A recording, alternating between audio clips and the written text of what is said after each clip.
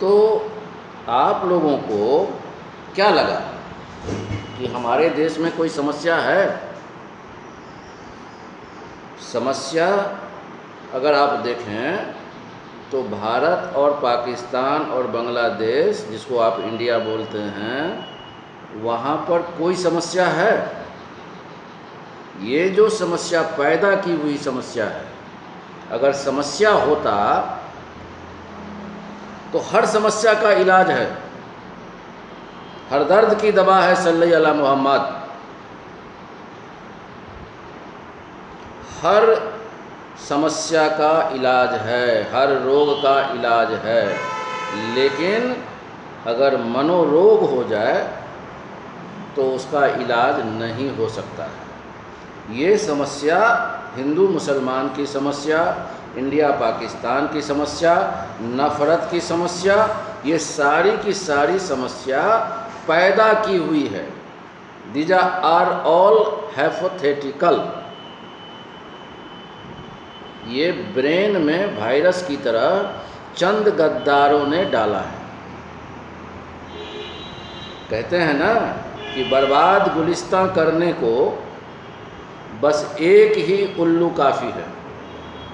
बर्बाद गुलिस्तां करने को बस एक ही उल्लू काफ़ी है। जहाँ हर साख पे उल्लू बैठे हों, अंजाम गुलिस्तां क्या होगा? यहाँ तो एक तो जो मुस्लिम आतिताई जल्लाद अरब और तुर्क से आया, वो लगभग मान लीजिए 1000 साल तक देश को रौंदते रहा, लूटते रहा, लोगों की हत्याएं करता रहा, जबरन धर्म परिवर्तन कराता रहा। एक तो उन्होंने किया, बचा खुचा अंग्रेज़ों ने किया। उसके बाद जितने गद्दार थे, सारे के सारे गद्दार एक साथ मिल गए।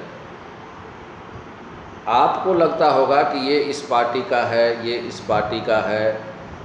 जी नहीं, इन लोगों में कोई भेद नहीं है। ये एक ही थाली के चट्टे बट्टे हैं। जब मर्जी होती है रोटी की तरफ चले जाते हैं, जब मर्जी होती है चिकन बिरयानी की तरफ चले जाते हैं। इनका कोई वसूल नहीं है। ये सारे के सारे गद्दार, गुंडा। देखिए, कुछ लोग राजनीति में अच्छे हैं, मैं उनको सलाम करता हूँ। वो ऐसे महापुरुष हैं कि जिनके बदौलत देश किसी तरीके से अभी तक चल रहा है। अगर वे अच्छे नेता न हों देश में, तो गद्दार तो सिर्फ देश को बेचने के लिए बना है, देश को तोड़ने के लिए बना है। देश को तो ऐसा बेड़ा गर्क किया है और इंडिया पाकिस्तान बना के केवल और केवल एक नफ़रत, जो हम एक थे, सदियों से हम एक हैं, हमारा रक्त एक है, हम एक माँ बाप के संतान हैं।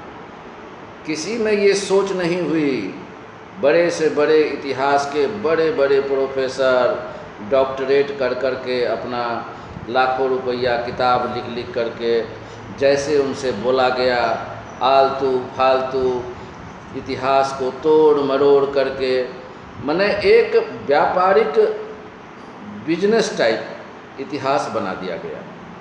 इंडिया वालों ने अपने हिसाब से इतिहास बनाया ताकि नए जनरेशन के लोगों को गफलत में रखा जाए।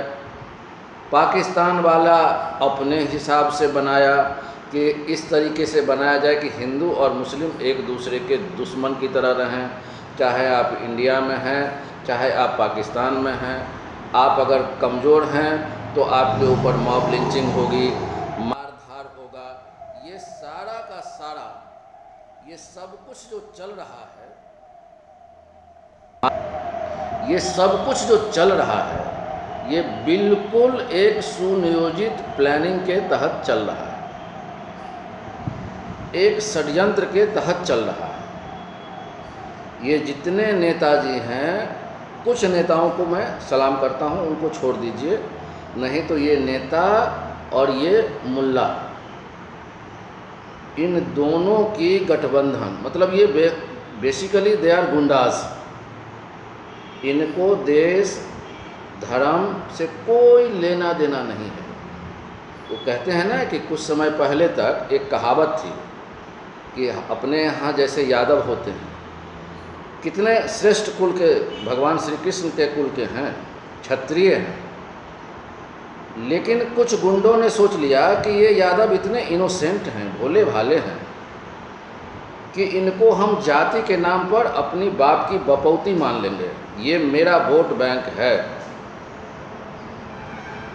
आज की तारीख में यादव भाई हमारे इतने दिमागी रूप से चैतन्य हो गए हैं कि वो हर क्षेत्र में अच्छा से अच्छा मुकाम हासिल कर रहे हैं और इन नेताओं के झांसे में नहीं पड़ रहे हैं। लेकिन कुछ पहले समय तक लोग यही कहते थे कि यादव जो है, उनको एक बार नेता ने बोला हेलो तो सब पानी में हिल गया, मतलब इतने भोले थे। ऐसे ही हमारे मुसलमान भाई हैं अभी भी। यादव भाई तो बदल गए, अब यादव भाई के ऊपर कोई किसी का नहीं चलेगा। कोई माइका लाल ये कहे कि मैं यादव नेता और आप सब मेरे को वोट दे दीजिए, ये यादव भाई हमारे नहीं करने वाले। लेकिन मुसलमान भाई अभी भी उसी धारा में जी रहे हैं। उनको कोई दिल्ली से कहीं से फतवा देगा कि इस्लाम खतरे में है। अरे भाई, इस्लाम कभी खतरे में न था, न है और न होगा। इस्लाम खुदा का दिया हुआ चीज़ है, अल्लाह का दिया हुआ चीज़ है, वो हम सबके जहन में है। कोई अगर अल्लाह अकबर बोलता है तो क्या बोलता है? कोई दुश्मनी करता है? वो यही बात बोलता है ना कि भगवान सबसे बड़े हैं, अल्लाह अकबर, अल्लाह सबसे बड़ा है। भगवान का नाम विशेषण से, मतलब उनके गुण से लिया जाता है। अल्लाह का मतलब क्या है? कि वही जिसकी इबादत की जा सकती है, जो सबसे बड़ा है, जो सबका मालिक है। ऐसे ही अंग्रेजी में उसको गॉड बोल दिया, ऐसे ही हिंदी में संस्कृत में ईश्वर बोल दिया, परमात्मा बोल दिया। जैसे लगता है कि अल्लाह मुसलमान के हो गए, भगवान हिंदू के हो गए, क्रिश्चियन के गॉड हो गए। अरे इससे बड़ी जाहिलियत क्या हो सकती है? तो भाई साहब, कहीं इस्लाम खतरे में नहीं है, उसकी दुकान खतरे में है। वो सोचता है कि 20-22 करोड़ मुसलमान जो भारत में हैं वो हमारे बाप के नौकर हैं, मेरी बपौती है, और वो अपना उल्लू सीधा करने के लिए, देखिए उनके बच्चे अंग्रेजी पढ़ते हैं, अमेरिका में पढ़ते हैं, इंग्लैंड में पढ़ते हैं, और यहाँ पर हमारे मुसलमान भाइयों को जाहिल बना करके मदरसा में पढ़वाता है और गजवाए हिंद सिखलाता है, शाहीन बाग का केस करवाता है, मुसलमानों के नाम पर नफरत का बीज करता है। उसको पता है, अरे आप भेड़ हो कि आदमी हो? भेड़ हो इसीलिए मर रहे हो। मेरे भाई मुसलमान भाई, धर्म आप लोगों को जकड़ के बांध दिया गया है। धर्म तो मुक्ति देता है। धर्म वो चीज़ है जो इंसान को जीते जी मुक्त प्रदान कर दे। आपको तो बांध दिया गया है कि हर तरफ से फतवा जारी होगा तभी इबादत होगी, फतवा जारी होगा तभी सब कुछ होगा। ये बिल्कुल वाहियात बातें हैं। आप इन सब चीज़ों पर मत जाएं।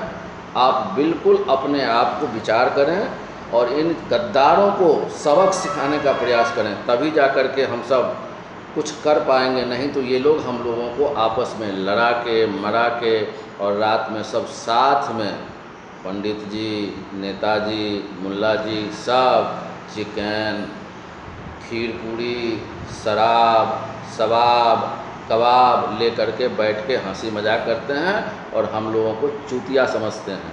इसलिए मेरे भाई, हाथ जोड़ के बोलता हूँ, थोड़ा अपना विवेक सोचिए, विवेक से सोचिए, विवेक से काम लीजिए, चिंतन करिए, अपने आप को पहचानिए, अपने आप को आदर देना सीखिए।